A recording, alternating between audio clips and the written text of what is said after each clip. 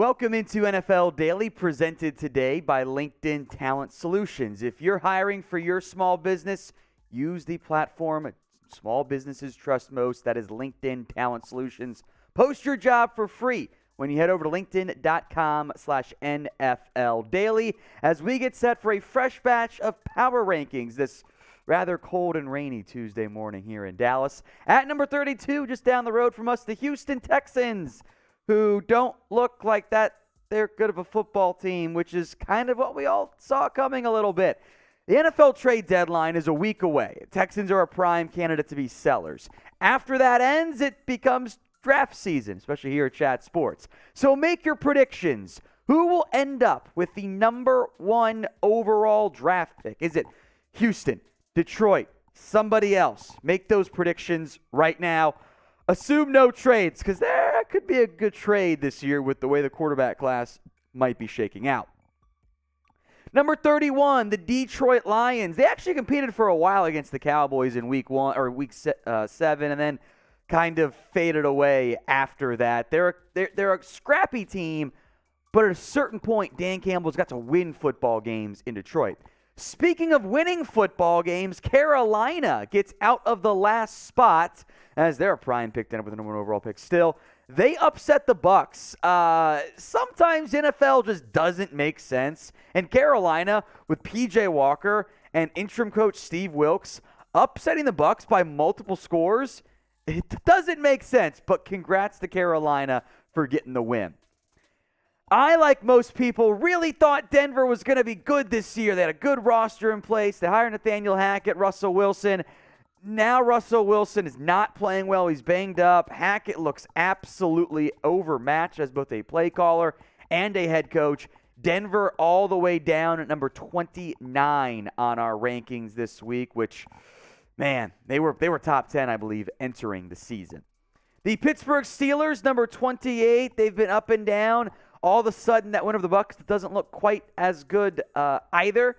They continue to slide a little bit here. I will make note they were 26 last week. Speaking of sliding, the Jacksonville Jags, I'll be honest, I was excited. First couple weeks of the year, I'm like, oh, the Jags look like a good football team. They could be a contender this year. And since then, despite some nice throws on film from Trevor Lawrence and now the James Robinson trade, they continue to go the wrong direction. They do look better coached, at least, although that's not saying much because, I mean, maybe you heard Marvin Jones's comments recently. When did you know Urban Meyer wasn't it? And 2 weeks into camp. That's bad if you're Jacksonville. Things looking better, but still a long way to go, unfortunately. Like we mentioned, the NFL trade deadline is a week away. We will have live coverage for you up to, after, and during the NFL trade deadline. Daily videos as well. We'll have a trade video for you guys today. Make sure you guys are subscribed. I will buy you some time. If the ad break comes here on YouTube, it's great timing. Head down there, hit the subscribe button. Could be red. YouTube's also making changes. Could be black and white.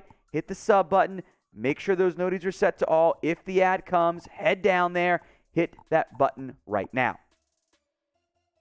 The Washington Commanders, who beat the Packers, by the way, although they were pretty far down our rankings last week. They were number 20. They do jump up a few spots, but still only 26. The voters here, AP poll style at Chat Sports, not buying the Commanders this year. The Saints at number 25. Again, I think from 28-ish to 20, there was really not a big gap in the votings. A lot of differing opinions there, and a lot of two-win teams who don't look all that great. Saints could be sellers. Raiders got a big win over the Houston Texans, though. They're number 24. I know that's a low bar. That was a must-win game for Vegas. I still think they're more sellers than buyers at the trade deadline. We'll see what this upcoming week brings, but they needed that one. Cleveland, meanwhile, with some, call it a questionable call. The head nod from the center alongside happens all the time. The Browns didn't jump on that field goal. It's a bad call. Well, the Browns came up short in the end. They dropped down to number 23. They were 22 last week, only a slight dip, which makes sense. It's only lost by a field goal to the Ravens. The Raiders, by the way, move up 3 spots. Today's show is made possible by LinkedIn Talent Solutions. These days, every new potential hire can feel like a high-stakes wager for your small business. So you want to be 100% certain that you have access to the best qualified candidates available. That's why you got to check out LinkedIn Jobs. They help you find the right people for your team faster and for free. We've made some hires here at Chat Sports recently via LinkedIn, like producer Jack, who is awesome. And we appreciate LinkedIn helping us find the right people for us here at Chat Sports. And you should too. Super easy to create a free job post on LinkedIn Talent Solutions. And once you do that, you can add your job, purple hiring frame to your LinkedIn profile, help spread the word that you're hiring. Simple tools like screening questions make it easy to focus on candidates with just the right skills and experience so you can quickly prioritize who you want to interview and hire. The football season's only halfway through, but the calendar year is beginning to wind down. You want to finish the year strong, and hiring the right team member can help you do just that. It's a big reason why small businesses rate LinkedIn Jobs number one in delivering quality hires versus leading competitors. LinkedIn Jobs helps you find the qualified candidates you want to talk to faster. Post your job for free at linkedin.com/NFL Daily. That's linkedin.com/NFL Daily to post your job for free. Terms and conditions do apply. Links in the comments section and the description. Speaking of new hires, the Patriots have a new quarterback in place. This one's just for you, producer Jack. I know you're our Patriots fan. Patriots did the quarterback platoon. Did not work very well, by the way, against the Chicago Bears. Mac Jones played a little bit, then Bailey Zappi checked in, and I don't think Zappi played all that great either. Feel free to disagree with me on that one if you want, Jack. Jack disagrees a little bit. Pick a QB. MJ, for Mac Jones. BZ for Bailey Zappi. I don't think we've ever done a BZ win on the channel before because no one has last name Z. Who would you roll with if you were the Patriots? Sound off in the comment section. With their head-to-head win, the Bears move up a bunch and surpass the Patriots. Hey, that Bears offense looked a lot better than what we've seen in recent weeks as the Patriots go from shutting out the Lions just a couple weeks ago, and then they get blown out by the Bears. Make it make sense. NFL's weird. Big win for Chicago, getting things back on track and maybe staving off some opposing teams trying to poach some good players from them at the trade deadline. Speaking of new jobs again, Matt Ryan is going to be searching for one as he has been benched by the 3-1 Indianapolis Colts and comes as a surprise. And I do think heavily influenced by owner Jim Irsay. I think he was mad that they lost again to the Titans, and Matt Ryan can't move back there behind a shaky offensive line. So Sam Ehlinger is the quarterback for the rest of the year. We'll see if that's true or not. But when it comes to the benching of Matt Ryan, are the Colts right to do so? Y for yes, N for no. Sound off in the comment section. Time for some a little bit closer to contenders, as weird as that might sound, but they are below 500. The Atlanta Falcons, 3-4 this year. At a certain point, Arthur Smith, you got to throw the football a little bit. He's done a great job having his team be a contender, exceeding some expectations. The ground game is great. When you're down multiple scores and you have 2 top 10 picks in Drake London and Kyle Pitts, I don't know, maybe throw him the football. Just a thought. The Arizona Cardinals are back at 18 again. They've been 18 a lot this year. It's kind of crazy from that standpoint. They won the football game thanks to Andy Dalton going full primetime Dalton again. But can I point out how wildly unusual it is to see your quarterback yelling at your head coach to calm the F down? I don't think that's a good thing. But Arizona 18, they are still in the mix for a wild card and or the NFC West. More on that in a little bit. But how about one of the more disappointing teams this year, the Green Bay Packers? The offense looks bad, if we're being blunt. The defense is not nearly playing to the way I think Packers fans and media thought they were going to play. And, oh, by the way, there are moments where it looks like end of McCarthy, Aaron Rodgers, where he's just kind of not fully in, a little bit checked out. They need to get a playmaking receiver. Trade or Odell Beckham, Green Bay needs help. How about one of the more surprising in a positive way teams this year? The Seattle Seahawks, 4-3. They keep winning football games. Kenneth Walker III is the truth at the running back position. They nailed that draft class for the first time in a long time. Seattle is a very real playoff contender. They are a spot behind the defending Super Bowl champions, the Los Angeles Rams. They were in the mix for McCaffrey, who we'll get to his team in a minute. But that offensive line shaky. Hopefully the bye got them situated a little bit. The 49ers check in now at number 14. Oh, they lost to the Chiefs. They were not dinged that much in our rankings. They were number 11 last week. They slide a few spots since they are below 500, but they are still a contending team. So how about that?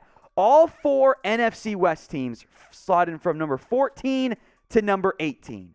Wide open race and a wide open NFC overall. Who wins that division? SF for the 49ers, SEA for the Seahawks, ARI for the Cardinals, LAR for the Rams. Another disappointing contender, like the favorites in the NFC this year, the Bucs, the Niners, the Rams, the Packers, all out to the top 10.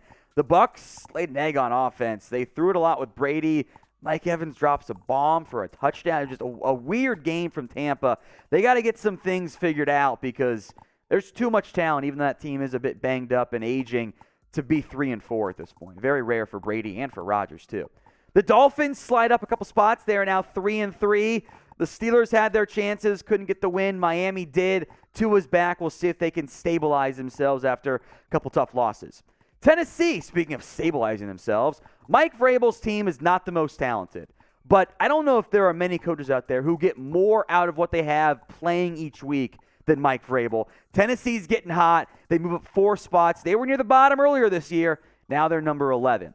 The Chargers slide down several spots following a pretty disappointing loss against the Seattle Seahawks. There's always been a lot of trust in LA. I'm not sure I'm there. I am not as high on the Chargers as others are this year, despite them being as high as 8 on our rankings. But 4-3, they're still viewed as a very real contender, which I agree with. I got to see it before the Chargers, sorry LA fans if you exist, keep chargering. How about the Jets at number 9? 5-2. They've won a bunch of games in a row. Ignore the Elijah Moore trade request. He's being a little bit selfish, unfortunately. Injuries, though. Elijah Vera-Tucker and Breece Hall out for the year. That could be a major blow to what's been a very impressive start by New York. The Ravens at number 8. It's been a little bit closer in terms of the results score-wise than I think what the Ravens want, but they are 4-3. And they're a better version of the Chargers this year, I'll say. The Bengals starting to get a little bit hotter right now. The schedule's benefited them with let's be honest, the level of quarterbacks they've played have not been very good. A lot of backups this year. But the schedule will get more challenging. Maybe the offense figured something out against the Falcons this week. The Cowboys remain at number 6. And fun fact, I think for the first time all year, the top 6 actually do not change, so we'll go a bit quicker here. Dallas, the final score looked better than the actual game flow itself. They won 24-6 over the Lions. Offense started slow, got going as the game went on. The Giants, 6-1, as my boy Marshall Green calls them, because he hates the line, the worst 6-1 team ever, but you are 6-1. That should never be overlooked. The Giants don't make mistakes. Other teams do, and they keep winning football games as a result. That's a testament to how good their coaching staff is. So who is the better New York team? Normally we go with who's the worst New York team. Things are different this year.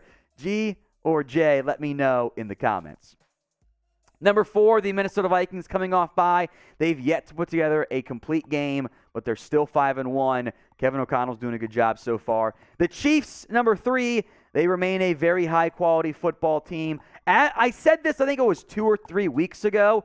There are 3 good teams in the NFL, and I remain that I think I'm right in that. Of course, they'll lose some games and it'll look bad, but there are 3 teams I trust as real Super Bowl contenders, and I'm sure more will emerge. Chiefs at 3, the Buffalo Bills at number 2, who are the best team in the AFC, I think, and the only undefeated team left in the NFL, the Philadelphia Eagles. They are, at long last, we finally did it, a consensus number 1. Finally. So grade our Week 8 NFL Power Rankings, since, we're entering Week 8. A, B, C, D, or F? Let me know in the comment section.